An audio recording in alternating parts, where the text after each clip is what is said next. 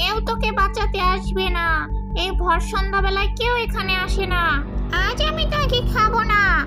কয়দিন আমার পুকুরে তোকে বন্দি করে রাখি, তারপর তোকে আমি মজা করে খাবো।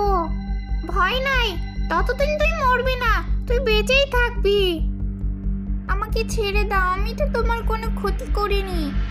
তাতে কি হয়েছে, তাও তোকে আমি ছাড়বো না।